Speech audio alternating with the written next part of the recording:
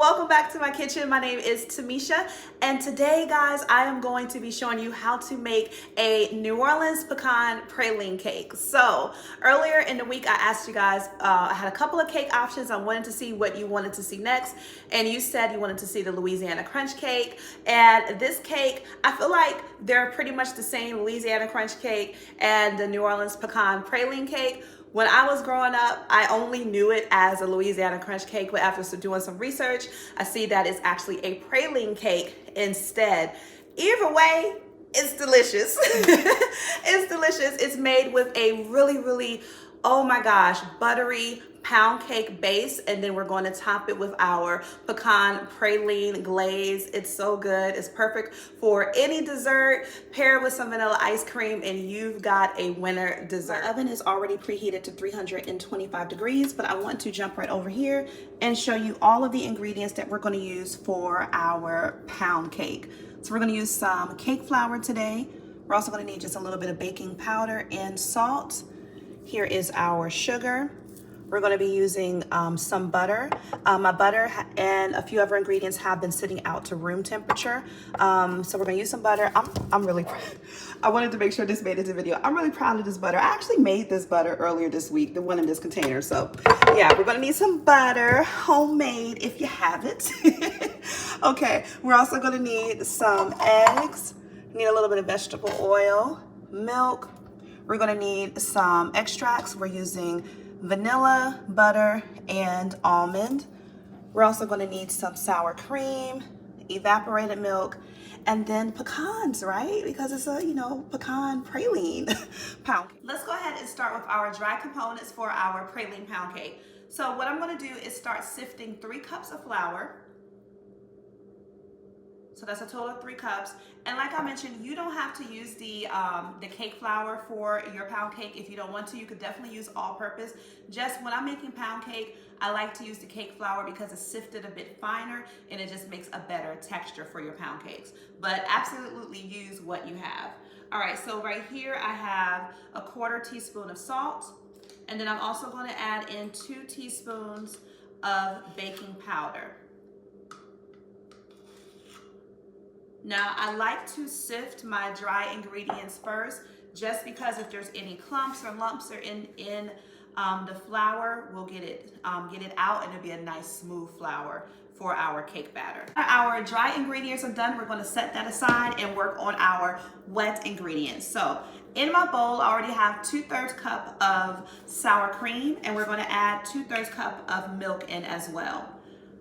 What I like about this recipe is that this is pretty much a base for any pound cake. If you have this base, you can pretty much make any pound cake that you want. Lemon would be great. I mean, like, the possibilities are endless, but this is essentially a all butter / sour cream pound cake recipe. So we're going to add in 2/3 cup of milk. And then we're also going to add in our flavoring. So this is where you can get creative when you're making your pound cake. There's like an endless amount of flavorings and extracts out there. But we're gonna go with my tried and true, which is vanilla. It's always gonna be my favorite. We're gonna use 2 teaspoons of vanilla.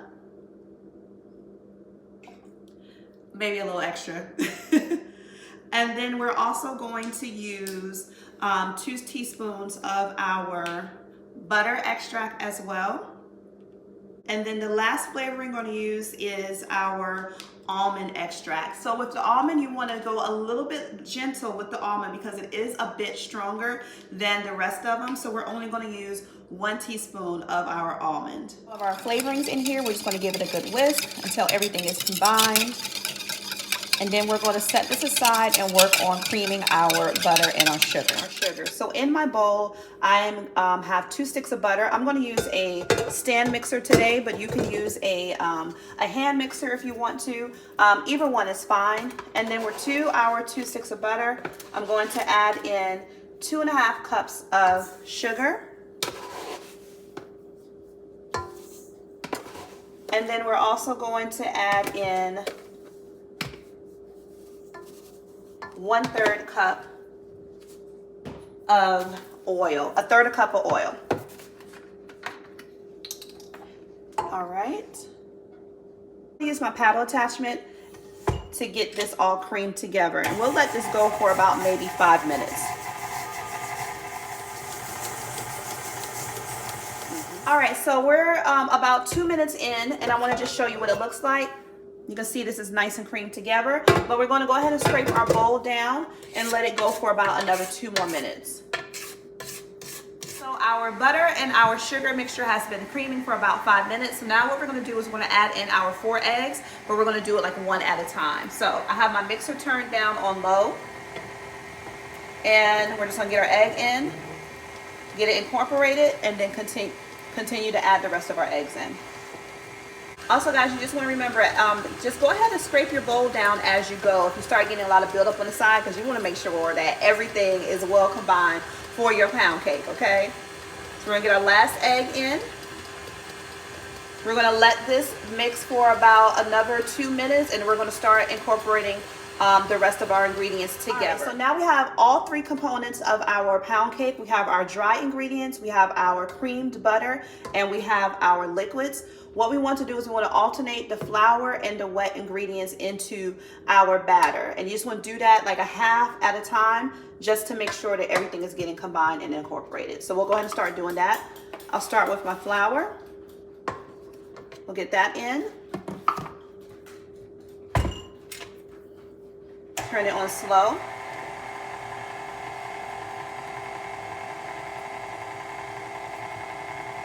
And then we'll add in just a little bit of our wet ingredients. One thing I love about a pound cake batter is that it's nice and thick. It's not like your regular cake batter. It's very, very thick. So when you're making it and you're like, this doesn't look as loose as regular cake, trust me, you want it as thick as can be, okay? That is signature for a pound cake. So add a little bit more of our liquid. And then, like I said, just keep alternating until you have all of your ingredients combined together. Okay, so it's time for the best part. We need to start baking our pound cake. So let's go ahead and spray our Bundt pan. Use whatever pan that you want to use. Just make sure that you spray it with a baking spray. I like to use this one. It's from Aldi. Or you can grease and flour it. Whatever works best for you. So give that a good spray down. And then we're going to get our batter. And like I was telling you, see how thick that is? That's thick, okay? That's what we want for our pound cake. And it smells so good. I already tasted the batter. I know. All right, raw batter with eggs. Okay, yeah, I get it. But it's so tasty. It's not overly sweet. The flavorings in it, that almond is so good. And it smells amazing already. Our pound cake batter is in our Bundt pan. So what you want to do, just to make sure that all of your batter is settled into the pan, into all the grooves good, and to get a little bit even baking, give it a little shimmy like this, okay? And then you got a little spatula, just kind of smooth it down in there. Although this is the bottom of the cake anyway, so it's absolutely fine. But if you want to, just to make sure that it's even.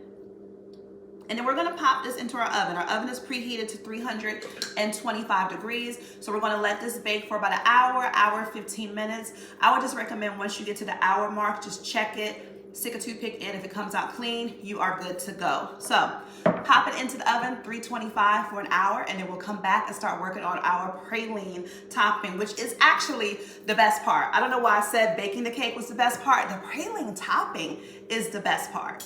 So my cake is out of the oven. And I let it bake for about an hour and 5 minutes. What you want to do now is you want to let it cool completely. Do not turn it out of your pan until it's completely cooled or had enough time to cool down, because this cake is very heavy.